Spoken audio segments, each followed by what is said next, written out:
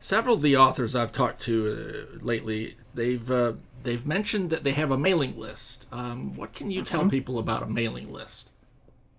That you have to have one. The biggest benefit of a mailing list and building community and building a following is trying to create an environment where people want to come into your ecosystem. You want to get them onto your real estate. The only real estate you own are your mailing list and your website. You don't own the social media presence you have. You don't own your Facebook pages. You don't own your Twitter handle. We frequently see that social media platforms change the rules that they play by, and something that's legit today is banned tomorrow. The algorithms will reward certain things and suppress others.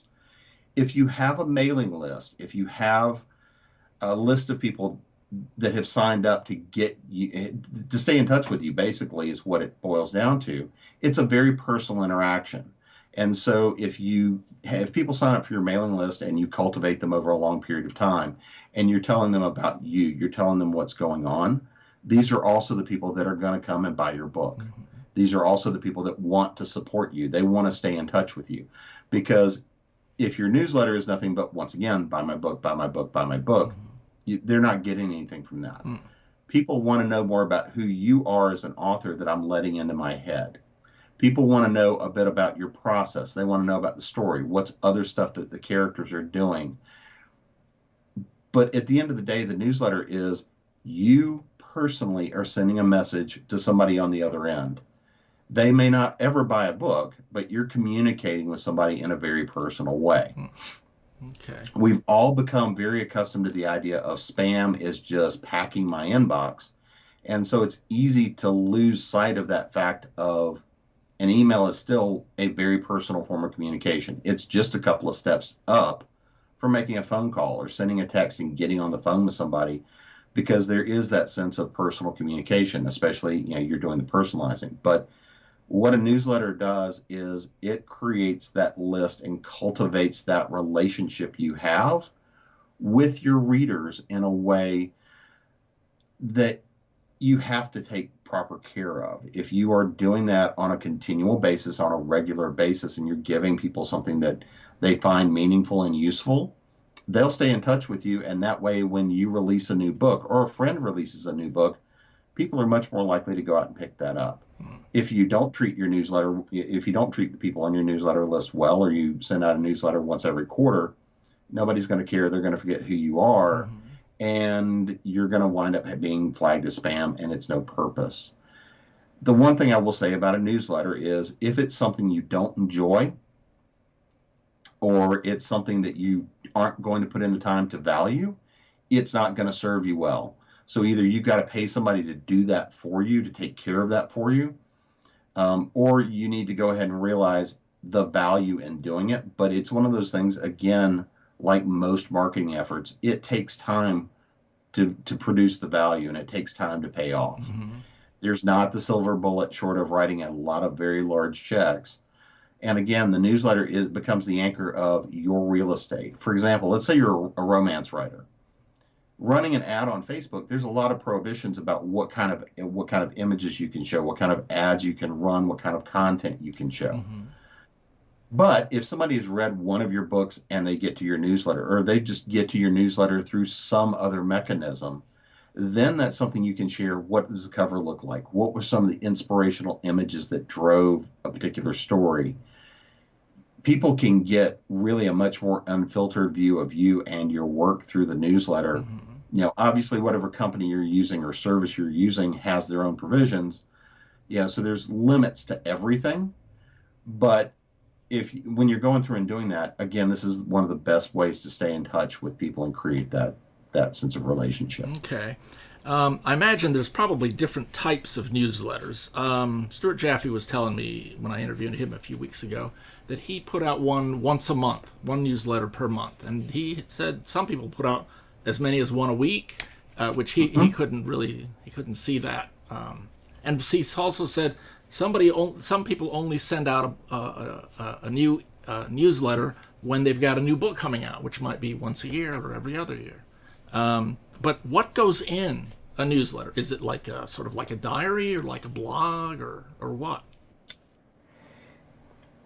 I'm going to say this, it's whatever best reflects you. So, for example, um, my author newsletter is currently kind of on hiatus. So, this is one of those physician heal thyself moments Okay. because we have a newsletter at Author Essentials that goes out once a month that is everything from writing tips, it's resources, it's writer prompts, it's articles, it's reviews. There's a lot of things that go into that newsletter that we put out the door. When I put out my author newsletter, it tends to be where I'm going to be, what I'm doing, and I tend to share some of the fun stories of things that I'm normally doing. So I do a lot of book conventions. I go out, and Stuart's a great guy to go hang out with and sit there and have conversations with. Oh yeah. His audience is very different from mine. But again, one of the things that my audience know that they're going to get pictures of are the dogs. They're going to get pictures of usually me at, could be a science fiction fantasy convention. It could be a tech convention. It might be me at a Highland Games teaching people how to throw heavy objects. Okay. It might be the times that I actually find time to blow glass. It's more about here's the fun stuff I'm doing and coming back and inviting people. What are you doing? How are you spending your life? How are you creating your life and how are you making things better is the way I tend to look at things. Okay.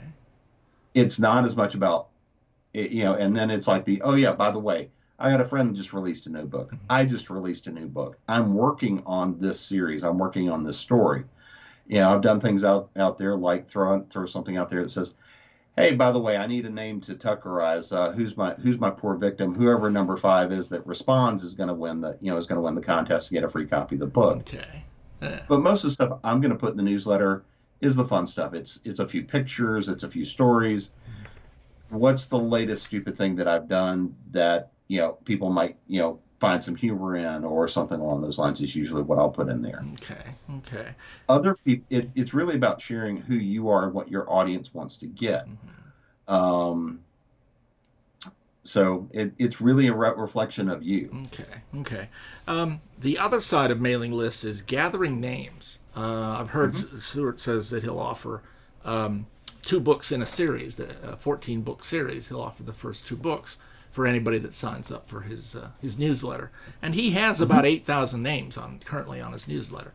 What other things, or at least maybe what things have you done that to gather names?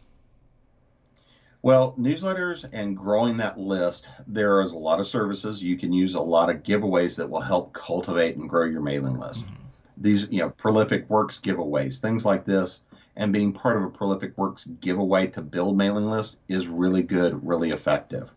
What you have to recognize, though, and not get disheartened over is a certain percentage of those people only want to get the free books. And so they're going to sign up for your list, they're going to get the free book, and then they're going to unsubscribe. That's perfectly fine.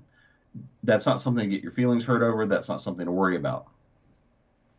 When you do a booth, I've shared a booth with Stuart many times. Having a way for people to sign up on your mailing list there is great because you're standing there talking to somebody and they've met you. You're saying, hey, by the way, if you like me, you like what I'm doing, sign up on the mailing list. That way you can find out what I'm doing next. So it's things like that. Newsletter swaps are very effective. And what that means is, for example, I might go to Stuart and say, hey, Stuart, I'm going to write a blog post for you. You're going to write a blog post for me. We're going to talk about each other's new releases. Again, that's one of those things where I'm going and sharing somebody I know with my audience.